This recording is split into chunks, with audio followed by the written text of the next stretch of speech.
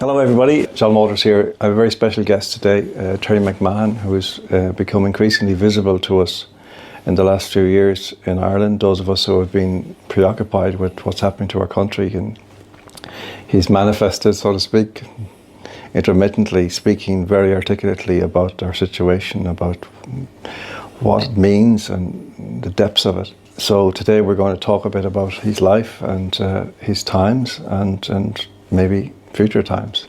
Terry, how you doing? Good to see you again. You're a good deal younger than me, so you've been around somewhat less time than I have, but I go back to the 50s. I don't remember the 50s, but I remember the 60s, I remember the 70s, I remember the 80s, I remember the 90s, certainly remember the noughties. You remember the last 3 or 4 of those.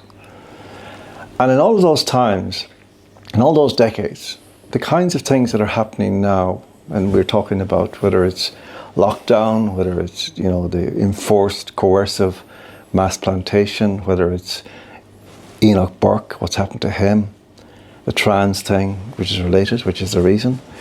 Those things you think, could they have happened? You know, when you situate yourself in any decade and think of the circumstances and the sense of reality that you had, the sense of not just your own sense of freedom, but the sense that the ordering of the society and how responses would happen.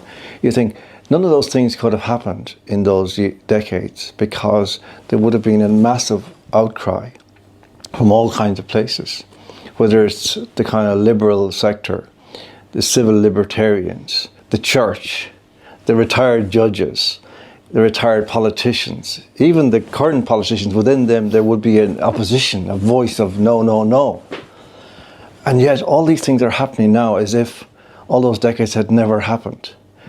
And that this kind of reduces those decades to a kind of like a sense of almost like a dream world that may or may not have actually happened. Because now those decades and the conditions that they exuded and exhibited, they're impossible in large part, in an awful lot of categories. Now, everybody won't necessarily recognize that because they're living out there in a delusional pseudo-reality.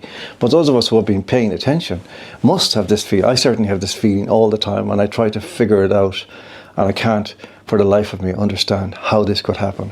Is that something that you identify with? Well, I remember when we were young, I'm 55, so I remember the 70s, but I remember we had an obsession with privacy. Remember that?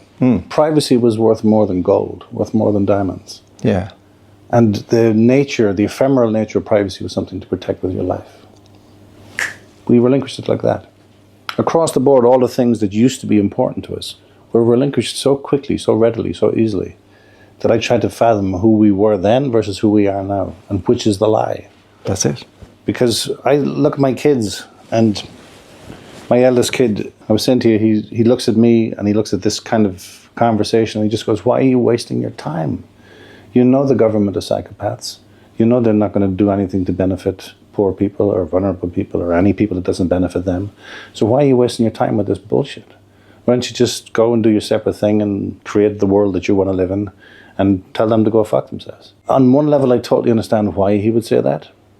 And on another level, it's a devastating indication of just how successfully they have dismantled the idea of politics to protect, government to govern, and politicians to look after the interests of the constituents. All those fundamentals that were raised are gone, been replaced with narcissistic lunatics who seem to be able to act with impunity, destroy unimaginably the nature of what it means to be Irish, the nature of what it means to have a legacy, our culture, all the elemental things that were so important to us in the 70s, the 80s and the 90s. And now we're in a situation where we're just like a satellite city of some other country somewhere. Our whole nation is nothing more than some functionary benefit to a small amount of people and bullshit to the rest. And it's as if all the rhetoric to not use any, not in any loaded way, but all the things we heard from people in authority, of influence, of creative people, even poets, writers, all those things that we kind of heard, which were axiomatic and drummed into us, the principles, the values of our time.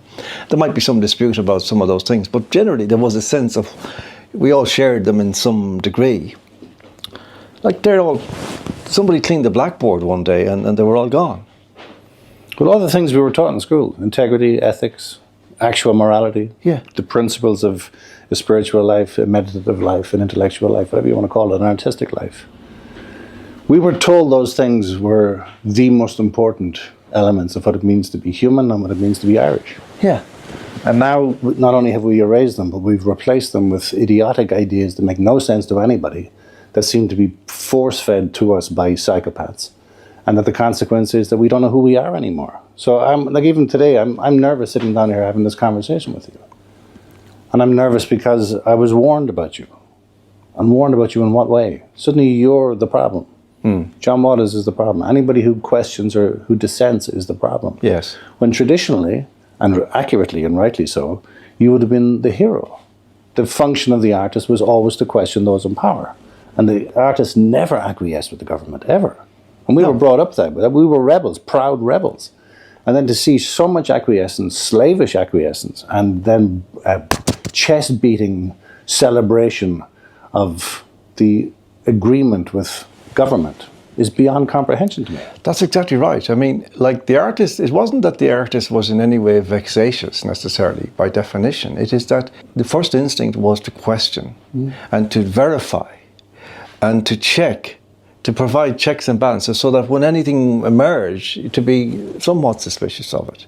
And not to kind of start cheerleading because some powerful entity was declaring this is now, the time has come for this. But to actually start asking, well, okay, but how will it work, and so on, and to be visible and to be audible at the very outset and say, okay, I might have come to accept it, but I want to just ask these questions. That was an axiomatic part of the role of the artist, quite separate in a certain sense, but not at the same time from his or her work. It could be in his or her work as well, but it didn't have to be. It was like to be the conscience of your nation, of your people in time, isn't it? Again, look at what we've become. Look at who we are. Artists now are too frightened to be cancelled, or too frightened to be perceived differently, or too financially burdened to stand up. Or they go to the opposite side, which to me is a lot more disturbing, where it's not based on finance. It's not based on protection. It's actually based on a tribal, screaming cowardice dressed up as heroism. And when you have a group of artists, a tribal group of artists who consider themselves heroes for being cowards, it's the death of art.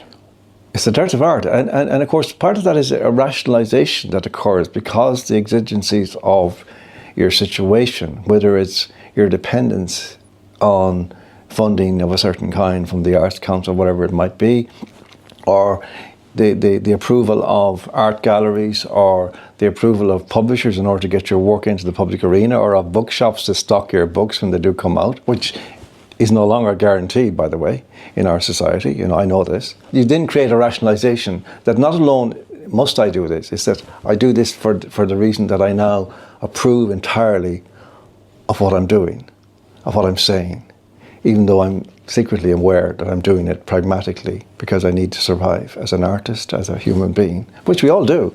When you multiply this by all of the artists, whatever number there are, just as when you multiply the corruption of one journalist with all the journalists who are corrupt now, you get a frightening situation of consensual silence on certain key issues, and then consensual position taking of a very dubious kind on lots of other things. It's a terrifying situation. Well, that's the thing about it. If the artist, and I know I'm using the term advisedly, there's people watching this now who are hearing things we're not seeing, who are seeing things we're not doing, who are remembering things we never did. It's happening in real time. There's nothing you can do about that except try and tell the truth. And the truth is that artists are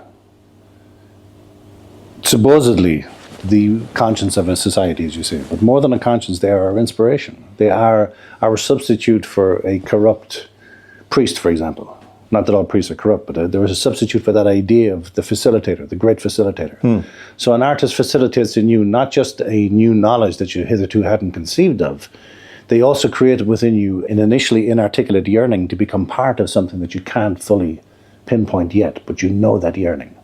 That's a profound gift to society, from each artist to each of its communal members. When those artists become cowards, and we start to see their cowardice reflected in their fan base, not only is it the death of art, but it is the birth of the worst kind of cowards, because it allows them to believe that what they're doing is right. Now, so I don't mind a silent artist. I genuinely don't. And if they were all silent, I'd understand it. But how vociferous they were capable of becoming when it came to key pinpoint moments. Once you turn the right to kill the most vulnerable life form in the womb into a cause for celebration, screaming in bacchanalian delight in Dublin Castle as Leo Varadkar looks down on you like the emperor, you just go, this is incomprehensible on any level. But in terms of who we became, and that was a campaign driven massively by artists.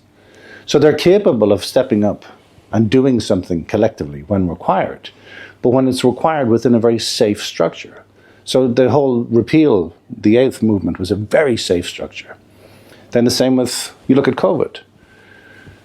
The artist's response. I dreamed of hearing that a building had been broken into and some artist had set up and was playing a free concert. I dreamed of just an artist standing on the street with their single instrument on electric, just playing acoustic and singing for passers-by. I dreamed of those basic things, of a poet standing somewhere that they'd broken into and reading out their poem.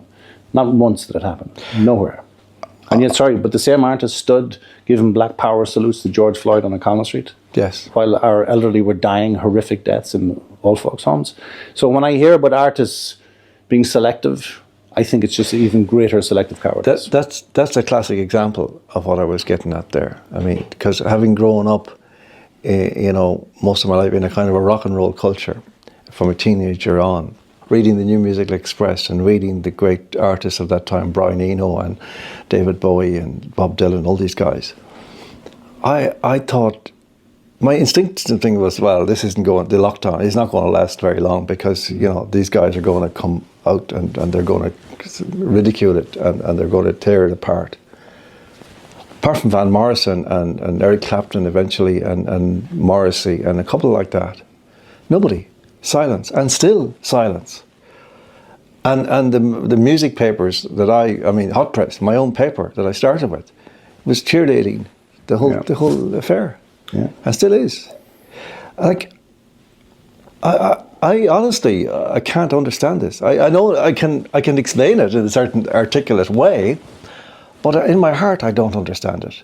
The whole notion of the kind of movement that is kind of what you might call art for art's sake, which has always been there, that you always said, look, the art is about art, it's not about politics. Fine.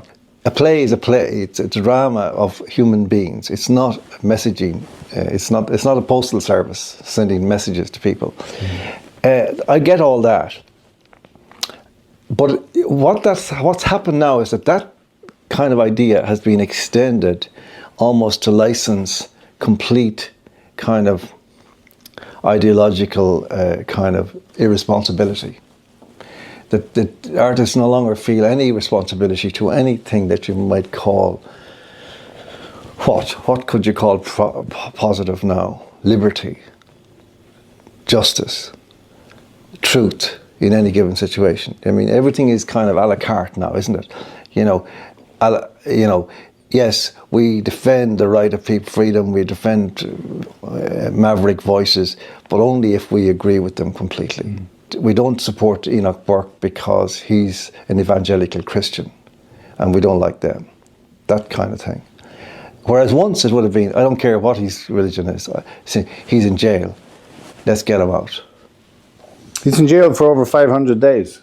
Yeah. He's on the run apparently, but they now want $250,000 on top of the 50 they've taken out of his account. And the silence from our so-called sector or community, whatever, is devastating. Devastating. I don't care if you think Enoch Burke is Hitler.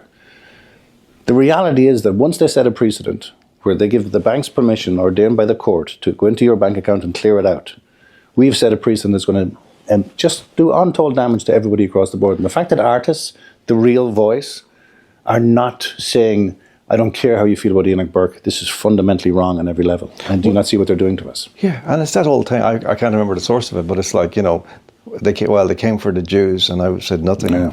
And then, they came for the socialists, and I said nothing. And then they came for me, and there was nobody left to say anything. And that's where we're going. I don't mind silence. I genuinely don't. But, for example, our obsessive fetishization of Gaza. We have a fetishistic obsession with Gaza that beggars belief on every level. It's something that is so far away in a country over which we have no jurisdiction, and yet we are so obsessed with it. We align ourselves with people like our Taoiseach, who claims that he can't sleep at night thinking of the dying children in Gaza. Meanwhile, there's an actual child who actually died under his watch, and he didn't give a fuck. I think he sleeps fine. I think he sleeps very fine. But again, you look at this and you're going, at what stage do you start to ask yourself, where did that obsession come from? And I know it's been there on and off for a while, but we talked about this before. I think it comes from a shame, a guilt, shame complex at being so cowardly during lockdown and being so acquiescent to a regime that they have subsequently discovered to be a total lie.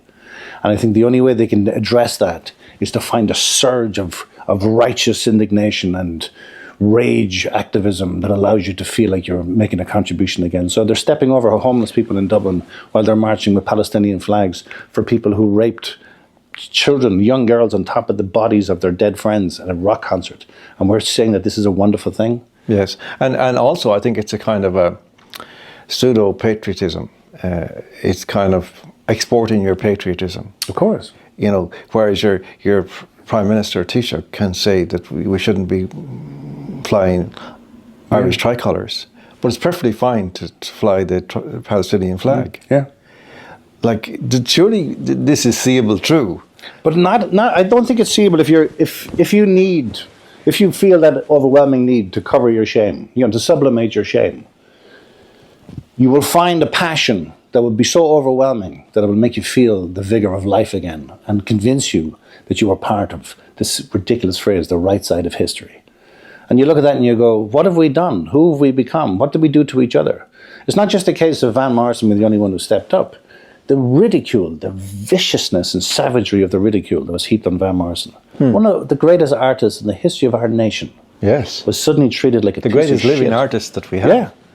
Treated like a piece of shit by people who couldn't even create an original song to save their lives. Yeah. But suddenly now they have the moral authority, the collective moral authority to say that Van Morrison is batshit crazy. Shame on them. Yes. We should be genuflecting at the mention of his name. And instead they're pissing all over him because he had the courage, the forthright courage and the articulation to call this shit for what it was from day one. What you're touching on there is a very, very deep well of undertows of things that have kind of become involuted in our culture now, where you kind of have to, you're looking at things and you think, is this really happening? An example is like excess deaths. And we know, who are paying attention, that those figures, Patrick E. Walsh has told us, up nearly 20% up for 3 or 4 years, and now among certain categories, including the 15 to 25 group, it's gone up by 83% death in 5 years.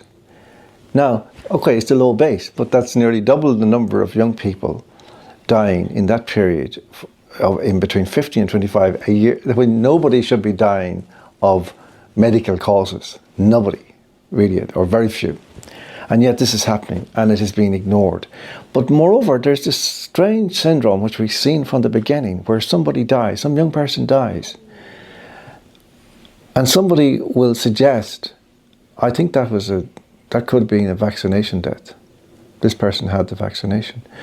And everybody becomes outraged, but the people who are most outraged are the loved ones of the person who's died. They're the ones who defend the government to the hilt. That's another strange kind of undertow of this.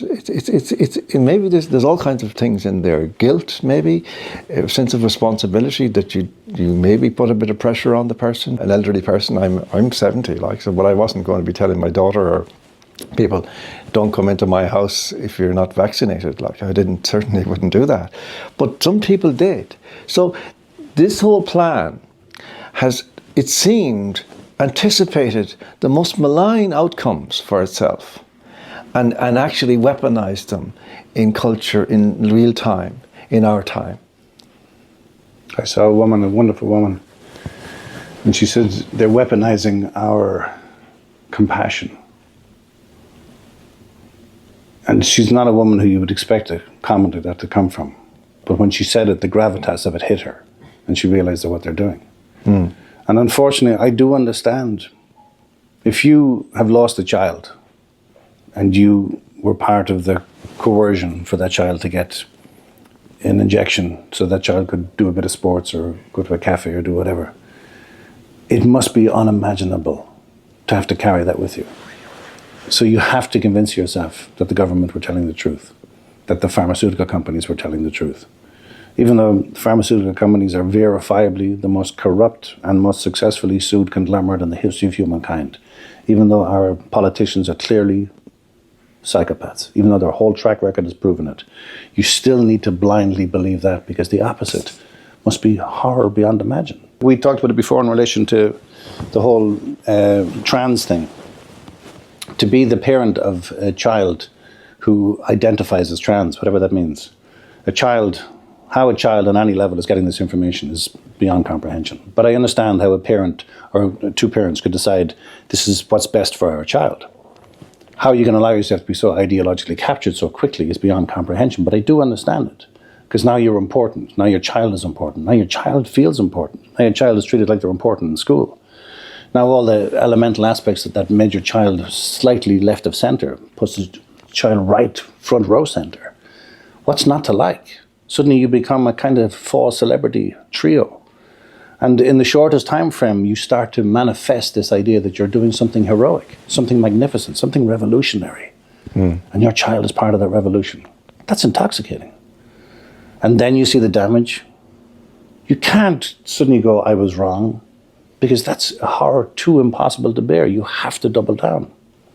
So again, if anything, my heart breaks for people who, like the people whose son or daughter or loved ones or whatever, who did die or were vaccine injured as a result of the pressure put on them by their family. There's thousands of those families around the country, possibly more, who are having nightly conversations that are not being spoken. And they're ones of dread and terror and fear and shame and guilt and all those things. And nobody's discussing them. We behave as if COVID never happened. We behave as if lockdown never happened. We behave as if the abdication of all our fundamental rights stolen from us by a corrupt government never happened. Yeah. And nobody behaves with that more than artists. Where the fuck are the songs? Where are the films? Where are the plays? There's none of them. They don't exist. No, and in fact, you know, I won't go into naming names, but I mean, we've even had a novel which, in the midst of all this, came out about a far-right coup of Ireland. Yeah. Imagine. Yeah. Like, while the cops are dragging people out of buses outside your window for not wearing face masks. And there's no far-righter there isn't a far-righter in sight. You're so right. This is, you see, it's essentially, the diagnosis you have to come to is that this is a profoundly sick culture now. It's not the only one, obviously, but we live in Ireland. So, but our culture is profoundly sick, and nobody's diagnosing it other than us. So everybody thinks it's normal. It's it's a normalization process.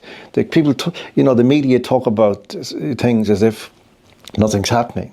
I know from the places I go to now, particularly recently, the people I meet, I can detect this. It's an extraordinary thing. It's like a vacuum. It's like that there's no discussion of certain things, or if there is, they're completely formulaic. Their agenda, their narrative, faithful. Been very, very economic, but it's like during the pandemic when move on. It's not like there's no air quotes around pandemic. You would detect them if they were there. They're just not. They're deliberately not there. Even though the person in their mind and their heart knows this is bullshit, they're still not going to say it in the hearing of people who might not be reliable. So all of this is going on in our culture, and yet everybody's pretending it's not. And everybody's affected by it. They're not talking about it. So it's like you go out and people behave as if the dateline is 2004 or 1997. When things were relatively, what we might say, normal. And when you do know, then the sense of alienation from this is extraordinary, extreme. I mean, you can find yourself wanting to belong to that pseudo-reality. I do. Of course. You know, I want to be like these people because I love them. They're nice people. Yeah. You know, many of them, I love to talk to them. Yeah. Even when I do, I love talking about things they want to talk about, and I don't mind them avoiding the things that I would like to talk to them about. And I don't try to talk to them about those things. But it's heartbreaking to see that people could be forced into these kind of contorted positions in reality. It really is absolutely heartbreaking. But I love the fact that you said you love them. Yeah. Because that's the devastating part. I'm the wall of the shit and hatred, just this wave that I'm getting of late is extraordinary from people that I love. Mm. I just had a very well-known actor who withdrew from a script of mine we've been passionately involved in for the last 2 years. It was about to go ahead, and he withdrew because of words I said in England. I just had a director, a very famous director, contact me to say how saddened he is that I'm sitting here having conversations like this. And you go, who the fuck do you think you are? The certitude, the moral certitude astounds me. Because we don't have that certitude. No. If anything, we're willing to put everything aside because we love people. We're willing to put any conversation to the side just for the initial engagement. We're accustomed to being attacked and we're confounded by why it's happening. We're not maliciously attacking anybody. We're not setting out to set anybody up. We're not setting out to do any damage to anybody. And yet somehow we're the fucking bad guys. Yes. And another thing, Terry, about us is this, and this is even, in fact, the most dramatic thing, that in all the things that we know, in all the things that we say, we earnestly long to be wrong. Oh yeah, Jesus, yes. Yearn for it. But that's the thing, it's not just that we want to be wrong. We very often are. But we admit it. Yeah. I'm very often deaf, dumb and blind in the dark, trying to figure out what the hell is going on. I don't mind admitting that. I don't mind being wrong. I want the right to be wrong, though. I want the opportunity to be wrong. I want other people to have the opportunity to be wrong. I want people to be able to say what they want to say and discover they're wrong as they're saying it. Or maybe discover they're wrong after they've said it, but without policing themselves or censoring themselves in advance. And that's what they want. That's the thing that happened in the last 15 years, only, I think, to our culture. But we've almost forgotten now that the whole point of public discussion, the whole point of conversations, wasn't to assert your rightness. It was to exchange views so as you could tailor your own, maybe in response, and say, okay, like, you know, so we're having a discussion and you hear something I say and you say, yeah, well, I agree with you. I go along with a lot of the way with you there, John, but where at one point I disagree with her, maybe have you thought about this? And then I say, yeah, I hadn't thought about that. You know, and that's the whole point. People seem to have forgotten that that's the reason we have radio, television, newspapers, is to actually allow these voices to come in and be wrong. Mm-hmm. If that's what they are. Why not? What is wrong with being wrong? But this is what this is about here. This is obviously the new television. It's what television used to be. But what worries me is that the idea of preaching to the converted.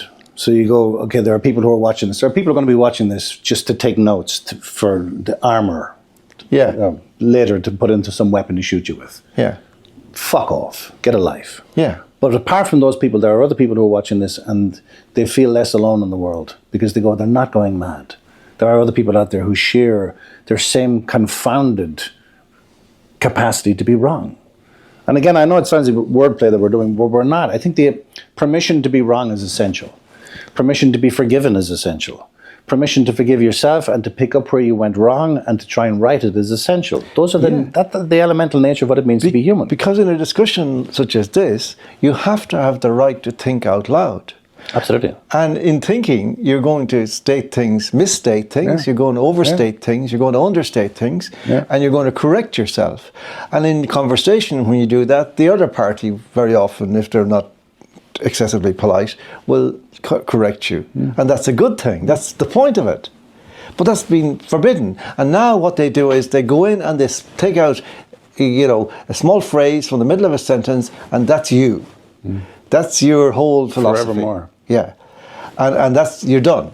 That's it. And how was this permitted? Well, my theory is, one of my theories is certainly a big factor was what happened to journalism. Because, you know, I came into journalism through hot press and through music, through writing about music. And I started off really, you know, small, writing, you know, reviews of gigs down around Roscommon and Longford and Sligo and Galway. And then I got to do interviews, and then I started to write, you know, longer pieces, and I moved into other areas of media and I wrote longer pieces. And that's how I got to be, you know, a journalist. I was kind of almost like one of the last to got in like that, because then they set up all these, around that time, they were setting up all these colleges, and they were drawing all the people in, and they generally came from the same kind of strands of society, because they all had more or less the same grades. You know, and there's a differential between, you know, people who come from what we used to call working class backgrounds don't necessarily, it doesn't mean they're stupid, but they don't tune in the same way as people in middle class areas and so on. And so you end up with the same kinds of people going to the same kind of courses, to the same kind of professors and lecturers and so on, and they come out unexpectedly all saying the same things. And then they go into the newspaper, and the newspaper has one view only. And if you're outside, and that's essentially what happened to me, that eventually that caught up on me and it ejected me. Because my own colleagues started to attack me for doing the job I had been employed to do, which was express my view of reality every week. And that was suddenly unacceptable. And you have to go. And I went. I just left. I said, okay, if that's the deal, that's the deal. I'm not going to stay around here. This place is gone. The Irish Times was finished. I recognized it. But, you know, it's an extraordinary thing that this is kind of what we were trying to escape from, I thought, by having the 60s and the 70s and the 80s in order to move us into some different dispensation where we could all openly discuss things, disagree, but not fall out irredeemably. You know, have intense rows, by all means. I used to have great rows with people on radio and TV, but it didn't mean we hated each other. We could go off and have a coffee afterwards, have a chat about anything. I remember Nell McCafferty, I often talked about this, the late Nell McCafferty, who was like about as hardline a feminist as you would meet. And she and I disagreed a lot on a lot of issues. We had ding-dongs on radio and TV. Afterwards, you know, I'd be walking out the door and Nell would catch up with me and says, how's Roisin, John? How is she doing? And away we go, and we just talk there for half an hour in the street. You know, what happened to that? What was wrong with that? I don't get it. I don't understand. You see, okay, I do get it. This is all orchestrated from the top. This is the point, I suppose, that we're not really getting to, Terry, you know, yet. In my view, you might disagree. There's a puppet show going on, and these people think they're behaving autonomously, but they're not. They're being directed. They're being influenced. They're being weaned in different directions. You know, I don't think people actually themselves organically decided to behave like this. There's all kinds of subtle pressures and inducements that have been introduced into culture that makes it more agreeable for them to behave like this than the way we used to behave 30 or 40 years ago, or even 20 years ago. I think you're right. I think in terms of inducements, after World War II or during World War II, I think they did enough experiments on people under the umbrella claim that they were doing it for the benefit of humankind. But in actuality, the information they had accrued, they were going to use it to manipulate and exploit. And I think we've seen that manifested decade after decade ever since. In terms of people being created, I don't understand how colleges in general are allowed to get away with what they get away with. And then you go, okay, how does a college get away with scamming people? Because all it is an exercise in memory. Okay, the way to get away with scamming people in an exercise of memory is to try and somehow connect to the visceral, connect to the heart, connect to the instinct. And all of these woke cultures, all of these insane ideas that are manifesting across the West all came from academia. All came from bored, frustrated, megalomaniacal, quasi-emperor teachers and professors who wanted to create a world that bore no relation to reality, but was wonderful in the manifestation of their own wet dream. And now we see it across the board. I can understand why the idea of going to college. Like you talk about the working class and the middle class in terms of their grade. And when we talk about the far right, we're talking about the working class. That's the new phrase for the working class. Yeah. I know they throw the odd person in there, but in general, the far right is a big fuck you to the working class. And when we talk about Gaza and the fetishistic obsession with Palestinian question, it's primarily a middle to upper class aspiration. So you watch that and you go, okay, what flags do they have? They have Palestinian flags, they have LGBTQ flags, they have trans flags. Those are the flags that are everywhere. What do the working class have? Nothing. The one group that are systematically destroyed every single day in our nation with nobody to protect them or back them up, they have one thing, they have the national flag. Let's demonize them. Let's demonize that. While all these flags flapping in the wind, let's pretend that they're all wonderful symbols of freedom. So it's very attractive to be part of that gang. It's very attractive to be part of a gang that makes you feel, again, back to that phrase, the right side of history, back to being wrong. You're not allowed to be wrong. You have to know exactly what is required. You have to be in lockstep, exactly like an army. Well, here's the thing. I think that's exactly right, Terry. And I think that there's a very interesting thing that seems to have happened here, which is that it's not just to be right and to be on the right side of history and all that. That's part of it. But more than that, and more immediately than that, to be celebrated within the culture as it is constructed. In other words, it seems like they've destroyed meritocracy. So you don't have to be great to be successful now. So long as you're obedient, so long as you're compliant, you have a good chance. You'll be helped along the way. You'll be cheered along the way. And if you're not, then you'll be cast out. And this is a terrible state of affairs where we're creating a society in which young people coming up will osmotically pick up that talent or genius are really of no value. It's obedience that counts. It's compliance that counts. That your genius might be an obstacle if it makes you unique or different. I think it will. Not that I'm far from any kind of genius, but I think beyond meritocracy, it's mediocrity.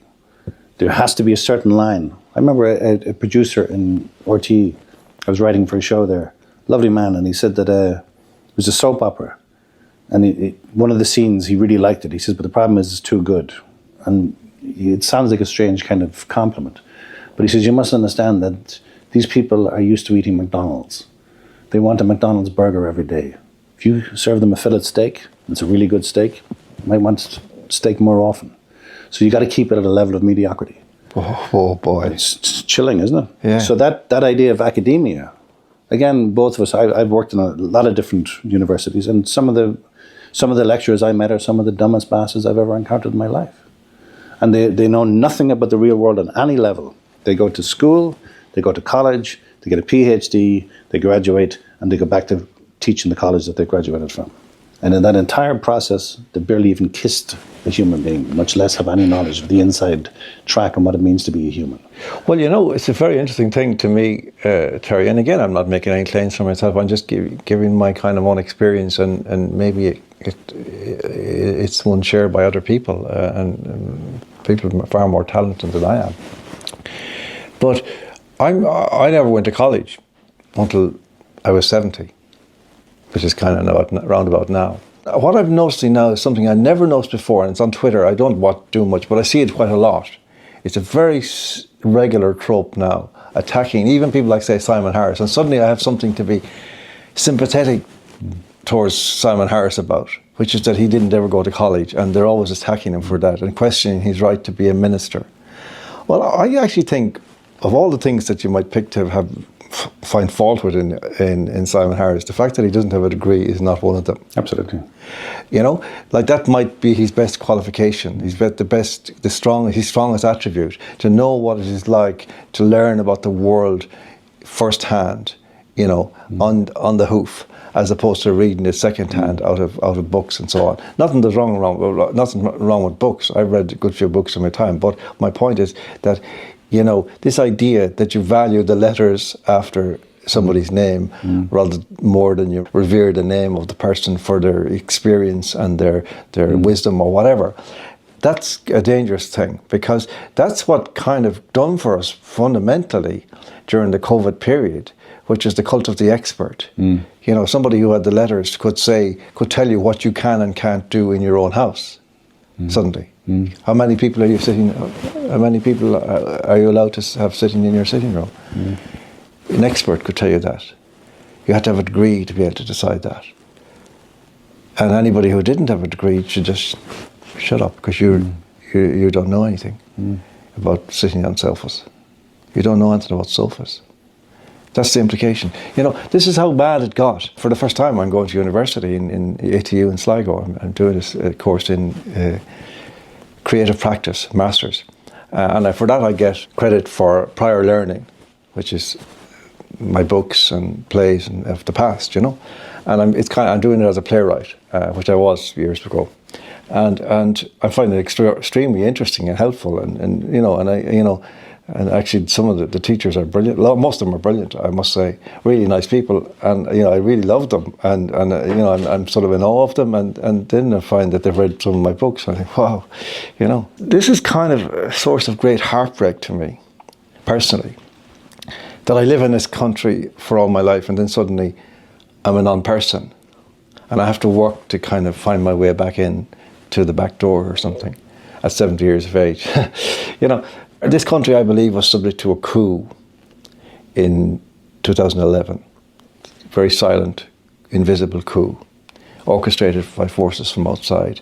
And since then, we've essentially had a singular government, even though we've had, I think, 3 elections. We've had essentially the same government, and we'll have the same government ad infinitum unless we do something about it. It's like I fell asleep about 15 years ago and have never woken up, that this nightmare continues. And I keep trying to wake myself up and go back to the way the world was. I want to ask you in that context about your own life experience. Because I come from a certain kind of background. I can understand why I turn out a wee bit different to most people, because my parents were somewhat, unusual, let's say. Not in any bad way at all. They were wonderful people. But we didn't have a lot of money, and we lived in very basic circumstances. And my father was a very singular-minded man. He had a particular view of the world. He was a post van and a mail car driver, very, very popular in the sense that he was hugely respected, a very intelligent man. So he had a huge influence on me. And I can kind of understand that experience more or less made it inevitable that I would be the awkward son of a bitch that I am. What made you the awkward son of a bitch you are? We share the same father. Jesus, what a question. I had a bad stammer when I was a kid.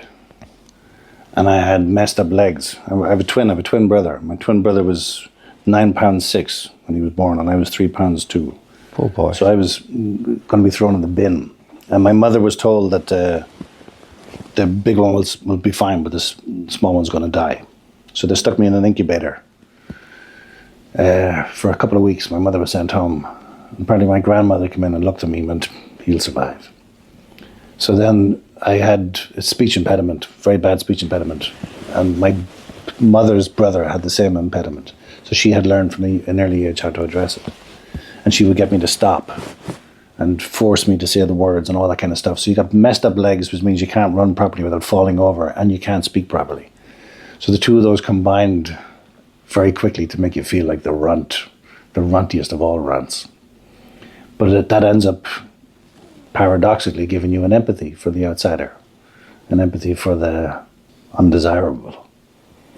And then later, I was homeless when I was 15. I got a girl pregnant. And my mother and father didn't handle it too well, and I got kicked out. And I was staying on top of a derelict building, an unfinished building, and I was sleeping there at night.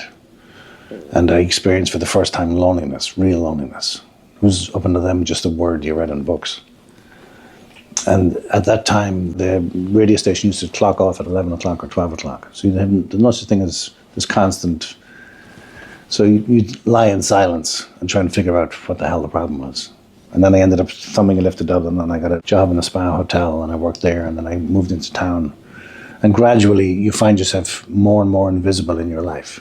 So you got a job in a fish and chip shop, you did whatever. But my brother was going to school, then going to college. Everybody you know, all your peers are all blossoming and you're vanishing more every day. So I saw an advertisement, a hand-drawn advertisement for a Dublin Youth Theatre. And I had no idea what it was, but I just knew that if I didn't do something drastic, I'd vanish. So I went to the open audition, terrified, trembling with fear. And I did some kind of fucking bullshit audition. And they accepted me. And I went back the following week again. And there's this crowd of, again, mostly middle class, but very beautiful looking, very confident men and women. Like prize stock. And I was just a fucking barely human. And I could only attend it once before completely falling apart and swearing never to go again. But I met a guy there who told me about a course that was in a working class school out in the Liberties. And in Chicor, actually, and then the Liberties. And I went to Inchicore and the Liberties. And I got expelled from the Liberties, but they brought me back as a teacher. So in the process of teaching the students, if you want to learn something, you got to teach, as you know yourself. And then I ended up getting, my girlfriend got pregnant, and I realized I had to step up. I got a job as an actor because part of RT's remit is that because it's tax paid, you have to make it open and accessible. So I got in that way. They gave me a job there. It was a particular character that seemed to ignite the imagination. I needed money, so I talked to the guy who used to write the scripts, and I ended up getting a job as a writer. So I ended up writing over 100 episodes of that show. So from there, you get to that point where you know what it's like to sit in front of a blank page, and you know how the gods can deceive you or can turn up and blow your mind. Either way, it's not your hand that's doing it. And then I realized that I wanted to make a film. And I knew I would never have the right to make a film, no birthright, none of those types of things. So I wrote a script, a crazy script, and put an ad on Facebook. Not an ad, just a post saying intend making Charlie Casanova, need cast, crew, equipment, and a lot of balls. This is sincere, so bullshitters fuck off in advance. And 174 people contacted me. They read the script, and we were on set on this tiny little budget movie. We shot it in 11 days on borrowed cameras. And it ended up getting picked up for world premiere at South by Southwest in America. Ended up being picked up by Studio Canal and distributed in the cinema and stuff. So it was like the idea of diving in to the unknown.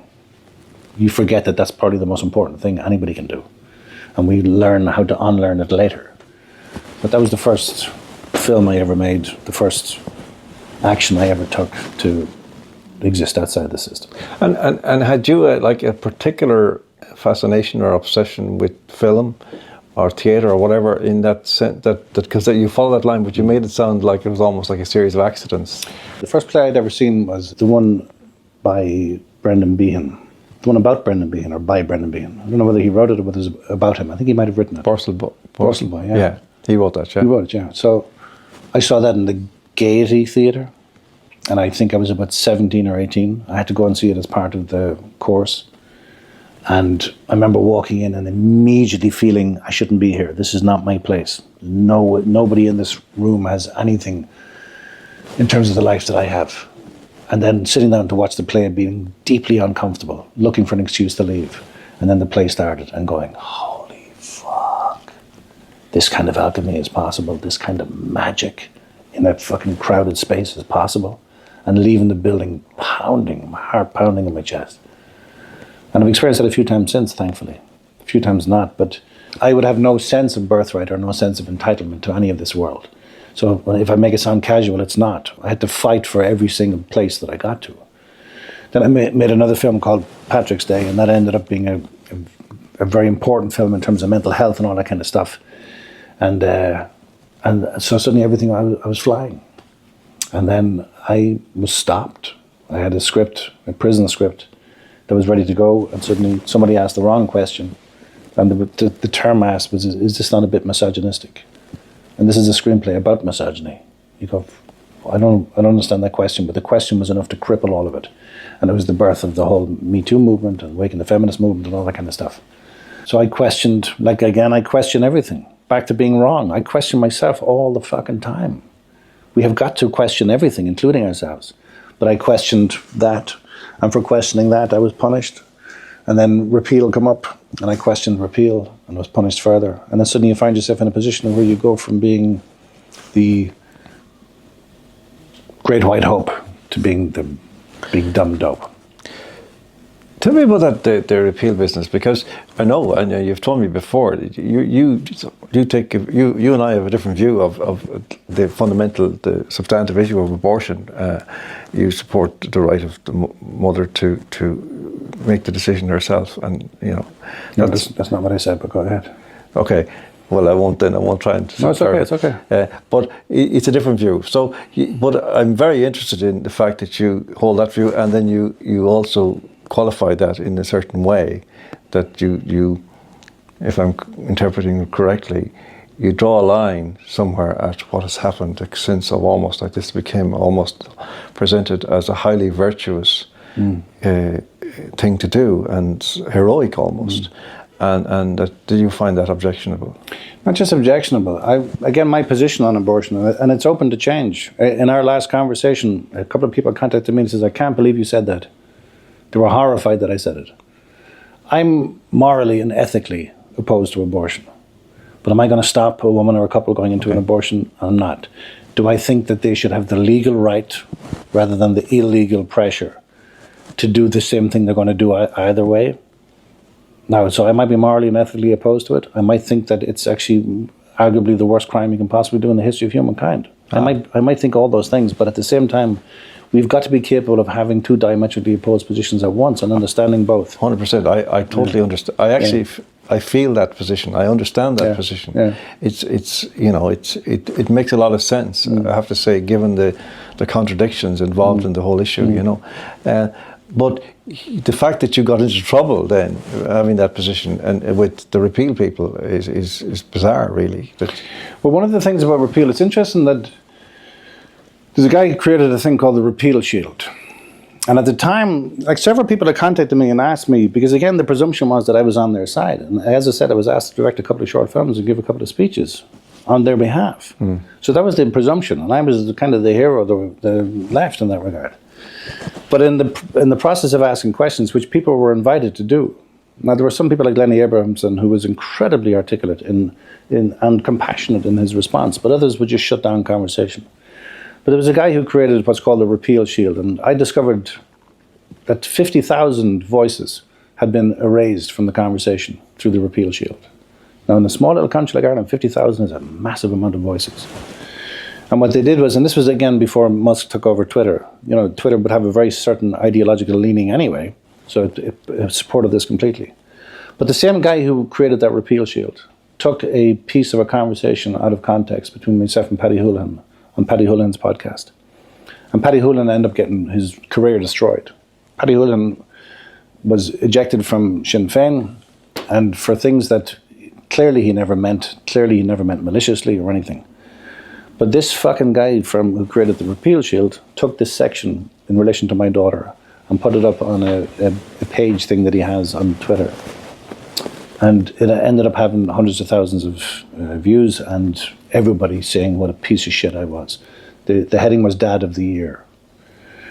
And I contacted him and I said, look, for the benefit of my daughter, please take that down.